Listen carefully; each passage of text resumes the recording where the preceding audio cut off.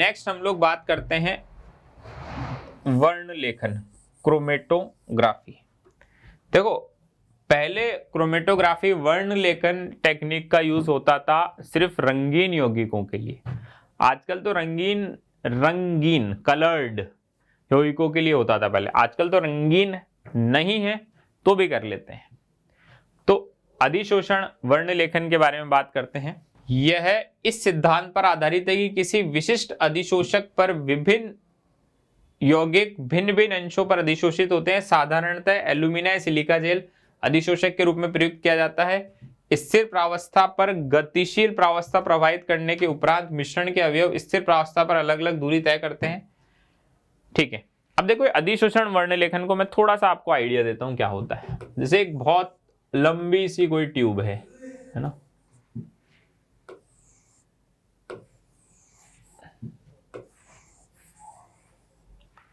अब इसके अंदर क्या है, इसमें आपने एक परत भर ली है एकदम सिलिका जेल की ना, ठोस परत भर ली, मान लो इसमें सिलिका जेल आपने भर लिया अंदर।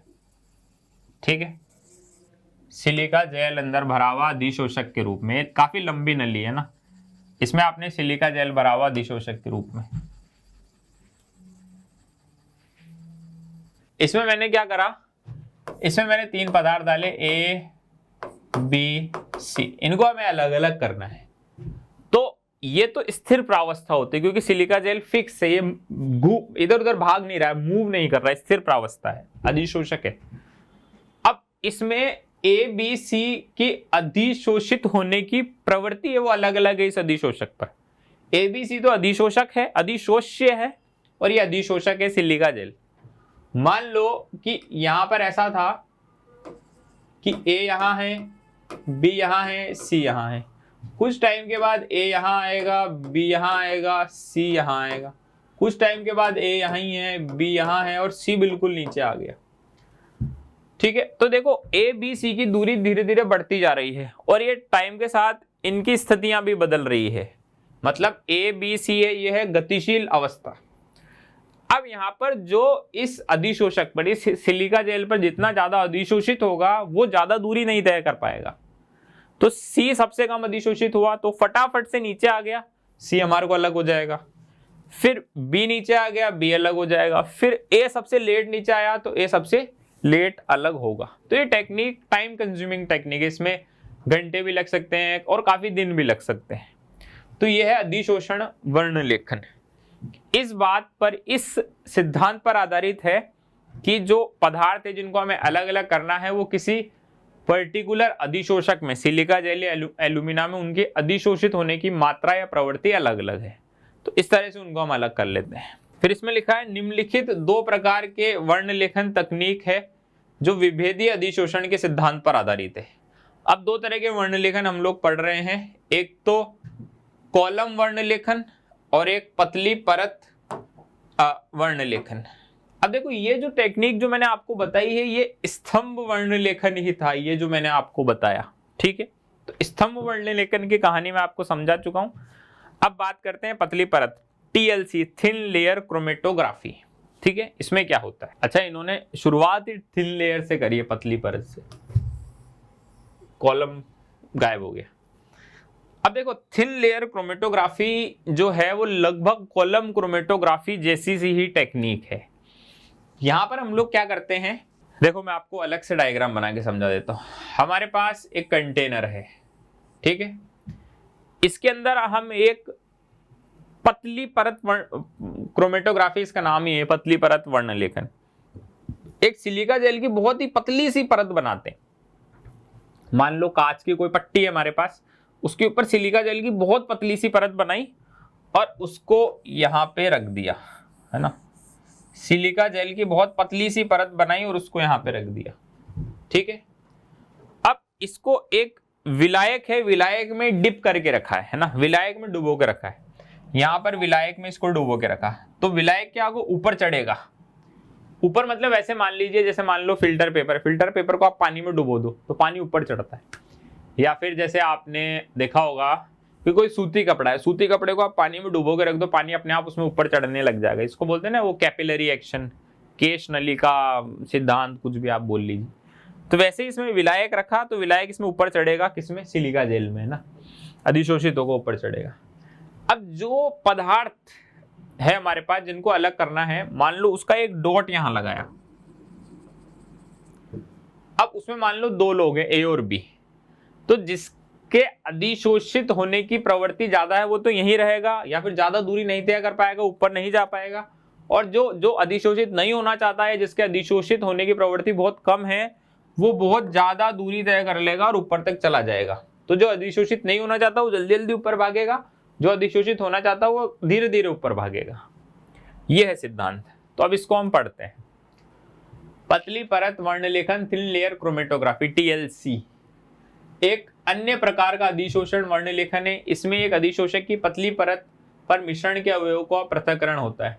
इस तकनीक में कांच की एक उपयुक्त प्लेट पर सिलिका जेल की पतली परत, देखो कांच की पट्टी पर 0.2 mm की, आप सोचिए 0.2 mm कितनी पतली परत है, मतलब 1 mm ही बहुत पतला होता है। इसे पतली परत क्रोमेटोग्राफी प्लेट कहते हैं। तो जो कांच की पट्टी जिस पर आपने पतली परत चढ़ा दी है सिलिका जेल की, उसको हम बोलते हैं पतली परत क्रोमेटोग्राफी प्लेट। मिश्रण के विलयन का छोटा बिंदु एक सिरे से लगभग 2 सेंटीमीटर ऊपर लगाते हैं, ठीक है। प्लेट को आप कुछ ऊंचाई तक विलायक से भरे बंद जार में खड़ा कर देते हैं। चित्र 8 के इसकी बात करें। निक्षालक जैसे जैसे प्लेट पर आगे बढ़ता है वैसे वैसे मिश्रण के अवयव भी निक्षालक के साथ साथ प्लेट पर आगे बढ़ते हैं, परंतु अधिशोषण की तीव्रता के आधार पर ऊपर बढ़ने की गति भिन्न होती है। इस कारण वे पृथक हो जाते हैं। विभिन्न यौगिकों के सापेक्ष अधिशोषण के मंदन गुणांक द्वारा प्रदर्शित करते हैं। देखो वही सिंपल बात है जो मैंने आपको समझाई कि विलायक है, विलायक ऊपर जाता जाएगा और जो डॉट हमने लगाया उसमें 2 अवयव है, 3 अवयव है, वो ऊपर जाएंगे अपने अधिशोषक होने की प्रवृत्ति के आधार पर। जो अधिशोषित ज्यादा होना चाहता है ऊपर, जो अधिशोषित ज्यादा होना चाहता है वो धीरे ऊपर जाएगा, जो अधिशोषित कम होना चाहता है वो जल्दी ऊपर जाएगा। अब जैसे मान लो जो विलायक है वो सबसे ऊपर भाग रहा है जल्दी, है ना, तो इसके लिए हमने एक फैक्टर डिसाइड करा, RF फैक्टर, रिटार्डेशन फैक्टर, मंदन गुणांक। इसमें विलायक के द्वारा तय की गई दूरी और यौगिक के द्वारा तय की गई दूरी है। तो यौगिक के द्वारा तय की गई दूरी और विलायक के द्वारा तय की गई दूरी का अनुपात है। जैसे मान लो नीचे वाले बिंदु से जस्ट आधार रेखा जो है उससे विलायक ने y दूरी तय करी, और जो कोई भी पर्टिकुलर यौगिक था उस बिंदु में, जो बिंदु मैंने यहाँ पे लगाया तो उसमें A और B दोनों है, तो A ने जो दूरी तय करी वो x है, तो विलायक के सापेक्ष उसका जो मंदन गुणांक है वो होगा x/y। कोई दूसरा होता है अगर उसने z दूरी तय करी होती, उसका मंदन गुणांक हो जाता है z/y, ठीक है। तो अलग अलग यौगिकों के अलग अलग मंदन गुणांक होते हैं। जो जितना ज्यादा अधिशोषित होगा उसका मंदन गुणांक उतना ही कम होगा। सेम ऐसा ही हमारे पास है। हाँ देखो, और एक और बात कि ये जो बिंदु है ये अलग अलग बिंदु है, तो हमारे को दिखने भी चाहिए आंखों से। अगर रंगीन यौगिक है, कलर्ड यौगिक है, तो ये बिंदु हमें आसानी से दिख जाएंगे। अगर रंगीन नहीं है तो फिर इनको कैसे देखेंगे, तो उसके बारे में भी कुछ बोला है। रंगीन यौगिकों के बिंदुओं को प्लेट पर बिना किसी कठिनाई के देखा जा सकता है, परंतु रंगहीन अथवा पराबैंगनी प्रकाश में प्रतिदीप्त होने वाले यौगिकों के बिंदुओं पर पराबैंगनी प्रकाश के नीचे रखकर देखा जाता है। देखो अगर रंगीन है तो वो बिंदु ऊपर जाते हुए वैसे ही दिख जाएंगे। अगर रंगहीन है और वो चमकते हैं पराबैंगनी प्रकाश में, तो फिर इनके ऊपर पराबैंगनी प्रकाश डाल के देखा जाता है। अन्य तकनीक में जार में कुछ आयोडीन क्रिस्टल रखकर भी रंगहीन बिंदुओं को देखा जाता है, क्योंकि जो यौगिक आयोडीन अवशोषित करते हैं वो भूरे दिखाई देते हैं। रंगीन है, कलरफुल है, तो वैसे ही दिख जाएंगे।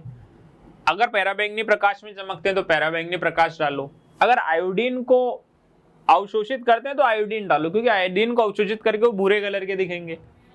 कभी कभी उपयुक्त अभिकर्मक के विलयन को छिड़क कर भी बिंदुओं को देखा जाता है। अगर कभी कभी हम उपयुक्त विलायक या उपयुक्त यौगिक छिड़क देंगे ताकि उससे क्रिया करके अगर कुछ कलर बनाते हैं तो उसको छिड़क के भी देख सकते हैं। जैसे अमीनो अम्ल के बिंदुओं को देखने के लिए निनहाइड्रीन के विलयन को छिड़का जाता है, ठीक है। तो ये भी आप याद रख सकते हैं।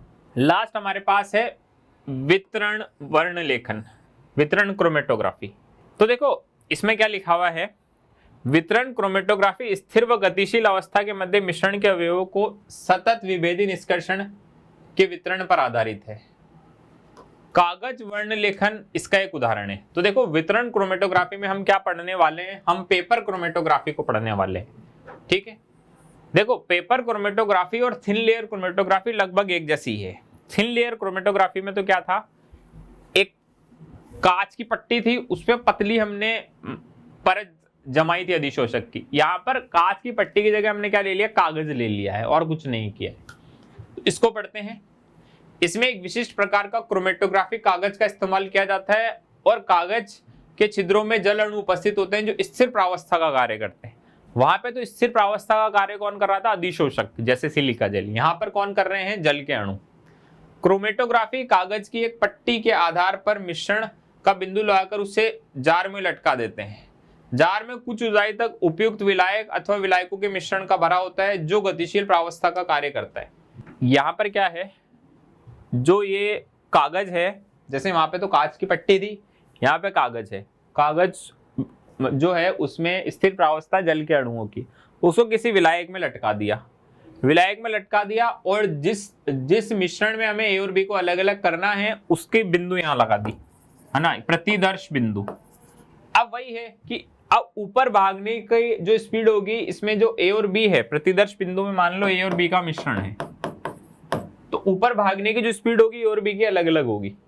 जो जितना ज्यादा अधिशोषित होगा वो ऊपर धीरे भागेगा। ठीक है, अब जैसे मान लो ये रेखा यहाँ थी, आधार रेखा, पहले आधार रेखा पर ही प्रतिदर्श बिंदु है, अब प्रतिदर्श बिंदु आधार रेखा से थोड़ा ऊपर आ गया क्योंकि ऊपर चढ़ रहा है धीरे धीरे। तो यहाँ पे लिखा हुआ है, वापस से पढ़ता हूं मैं, सेम वैसा ही है जैसे थिन लेयर क्रोमेटोग्राफी। जार में कुछ ऊंचाई तक उपयुक्त विलायक अथवा विलायकों का मिश्रण भरा होता है जो गतिशील अवस्था का कार्य करता है। एक तो जो पेपर है जिसमें जल के अणु, वो तो स्थिर प्रावस्था, और उसको किसी विलायक में डुबो के रखा, वो गतिशील प्रावस्था, वो ऊपर चढ़ रहा है, वही केश नलिका सिद्धांत से, और उसमें प्रतिदर्श बिंदु भी लगाया, वो भी उसके साथ साथ ऊपर चढ़ रहा है। केशिका क्रिया, वही कैपिलरी एक्शन के कारण पेपर की पट्टी पर विलायक ऊपर की ओर बढ़ता है और बिंदु पर प्रवाहित होता है। विभिन्न यौगिकों का दो प्रावस्था में वितरण भिन्न भिन्न होने के कारण वह अलग अलग दूरियों तक आगे बढ़ते हैं। वो सेम बात है कि ए और बी है जो अलग अलग दूरियों में आगे बढ़ेंगे। इस प्रकार विकसित पट्टी को क्रोमेटोग्राफी विकसित पट्टी है क्योंकि इसमें बिंदु ऊपर तक बढ़ चुका है। पहली परत की पतली परत की भांति पेपर की पट्टी पर विभिन्न बिंदुओं की स्थितियों को पराबैंगनी प्रकाश, अच्छा ये वही बात है जैसे हमने टीएलसी थिन लेयर क्रोमेटोग्राफी में देखा कि अब इन बिंदुओं को कैसे देखें। अगर रंगीन है तो वैसे ही दिख जाएंगे, रंगीन है तो वैसे ही दिख जाएंगे, पराबैंगनी प्रकाश में चमक रहे हैं तो वैसे देख लो, आयोडीन को अवशोषित करके देख रहे हैं तो वैसे देख लो, वरना किसी पर्टिकुलर विलायक के छिड़काव पर ये कलरफुल होते हैं तो वैसे देख सकते हैं। ठीक है, तो ये सारी हमारी विधियां थी कार्बनिक यौगिकों के शोधन की।